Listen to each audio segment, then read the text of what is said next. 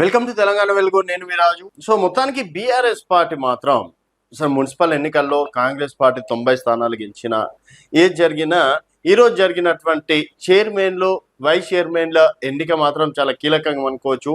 కాత్యాన్పల్లి వివేక్ గారి సొంత నియోజకవర్గం.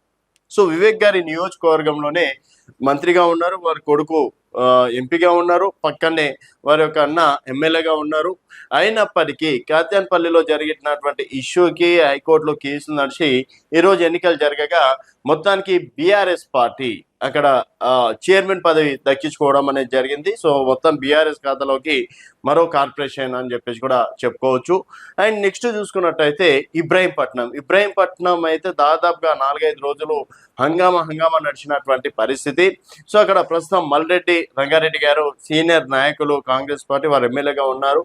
సో అయినప్పటికీ మాజీ ఎమ్మెల్యే మంచిరెడ్డి కిషన్ రెడ్డి ప్లే చేసినటువంటి పొలిటికల్ గేమ్ ఏదైతే ఉందో దాంట్లో మొత్తానికి ఈరోజు బీఆర్ఎస్ పార్టీ విజయం సాధించడం అనేది జరిగింది. సో ఇచ్చిన మాట ప్రకారం అక్కడ బీఆర్ఎస్ పార్టీకి చైర్మన్ అయితే బీజేపీకి వైస్ చైర్మన్ ఇవ్వడం అనేది జరిగింది. సో తర్వాత కానాపూర్లో మాత్రం ఇంకా పరిస్థితులు కొంతవరకు అదుపులోకి రాలేదు.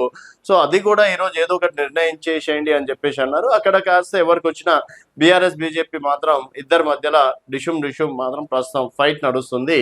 సో ఈ రెండు ఇక్కడ ఏంటంటే సీనియర్ నాయకులు మల్రెడ్డి రంగారెడ్డి గారు ఇప్పుడు మంత్రి పదవి రేస్ లో ఉన్నారు. వాళ్ళు చాలా సందర్భాల్లో రంగారెడ్డి జిల్లాకి ఇప్పటివరకు ఒక్క మంత్రి పదవి రాలేదు, దయచేసి నాకు ఇవ్వండి, నేను 94లో కూడా ఎమ్మెల్యే గెలిచానని చెప్పి చాలా సందర్భాల్లో చెప్పినటువంటి మాట. అయినప్పటికీ ఇక్కడ కార్పొరేషన్ కాస్త బీఆర్ఎస్ పార్టీ ఖాతాలో పడడాన్ని మరి ఇక్కడ రంగారెడ్డి చుట్టుపక్కల చూసుకున్నట్టయితే బీఆర్ఎస్ పార్టీ సీట్లు గెలవడం అనేది జరిగింది. దాదాపు ఇక్కడ పటాన్ చెరువు కావచ్చు, రంగారెడ్డి కావచ్చు, కొన్ని చోట్ల కూడా బీఆర్ఎస్ పార్టీ చైర్మన్లు అవ్వడం అనేది జరిగింది.